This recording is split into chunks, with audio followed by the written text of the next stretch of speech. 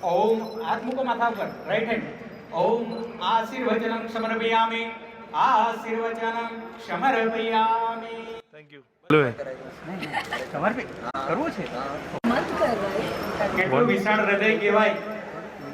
કે જેમના મેળવ્યા તો એમની એવી ઈચ્છા છે કે મારે પણ પત્નીના આશીર્વાદ જોઈએ પતિના આશીર્વાદ મળ્યા છે તો પત્નીના પણ આશીર્વાદ જોઈએ